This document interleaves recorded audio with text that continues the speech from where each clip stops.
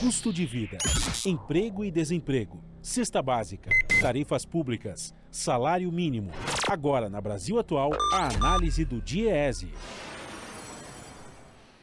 E nós vamos fazer contato agora com o diretor adjunto do DIEESE, José Silvestre. Bom dia, Silvestre. Bom dia, Glauco. Silvestre, o DIEESE divulgou um levantamento mostrando que cerca de 2/3 das negociações da database de agosto, encerradas até o início de setembro, tiveram reajustes abaixo da inflação medida pelo INPC em 12 meses. Um quarto conseguiu correções em valores iguais. Esse índice, apenas 8,8%, registraram ganhos reais de salários. Quando a gente considera o acumulado do ano, quase metade dos reajustes ficou abaixo da variação do INPC. Quer dizer, isso evidencia ainda mais que é um contexto difícil para a classe trabalhadora, ainda mais dentro desse cenário de pandemia, de crise econômica, em que o poder de barganha ali da maior parte das categorias acabou arranhado também por conta das práticas antissindicais que vêm sendo promovidas não só por esse governo, mas também pelo governo de Michel Temer, Silvestre. Eu diria, Glauco, que é uma somatória, né, de fatores aí que tem, digamos assim, contribuído para esse baixo desempenho, né, do ponto de vista dos resultados das negociações, né? Você tem, de um lado, o cenário econômico bastante adverso, né, provocado, sobretudo, quer dizer, já vinha num cenário ruim, como os indicadores demonstram, mas também a partir do ano passado, a partir de março, com a pandemia.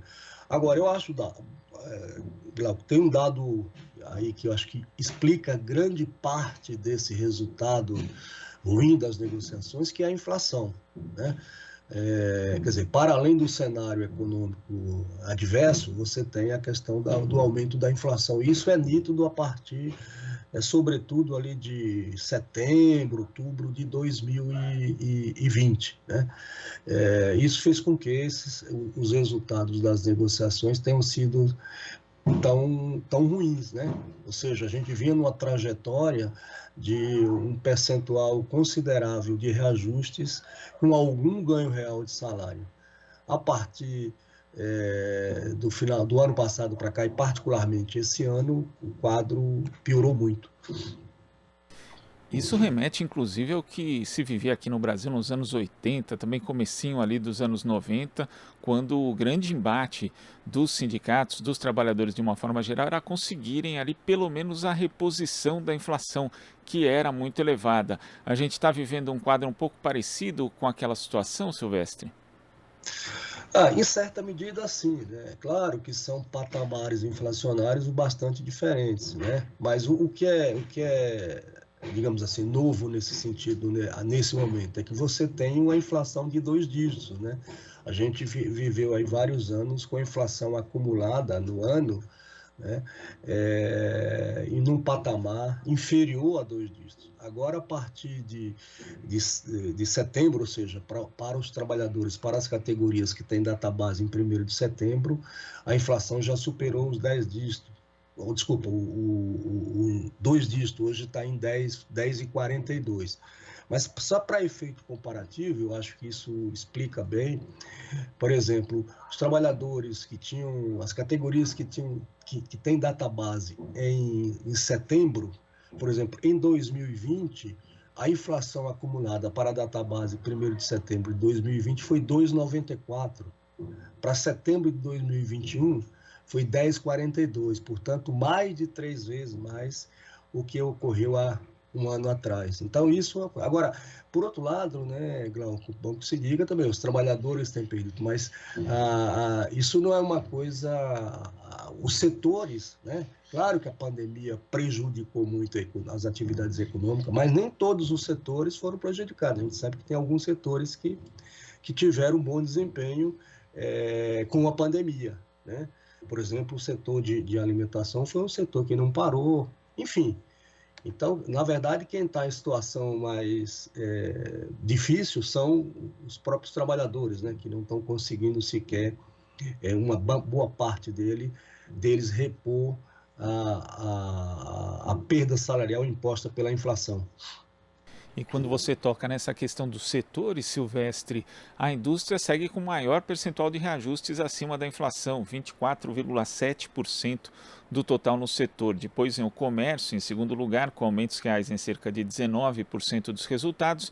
E em terceiro vem o setor de serviços, com apenas 12,9% de correções acima da variação do INPC. Os reajustes, inclusive abaixo do INPC, representam no setor de serviço um total de 61% dos acordos, convenções coletivas no setor.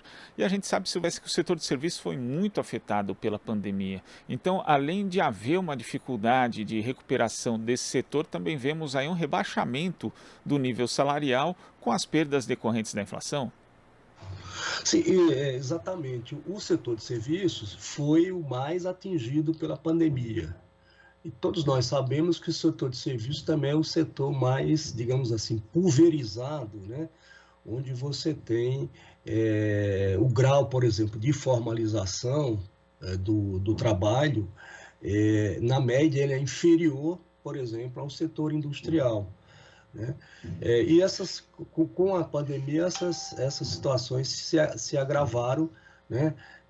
O setor de serviços também, claro, tem algumas categorias de tradição, de organização, etc. Mas, na média, o setor de serviços é muito mais frágil, digamos, do ponto de vista da organização sindical.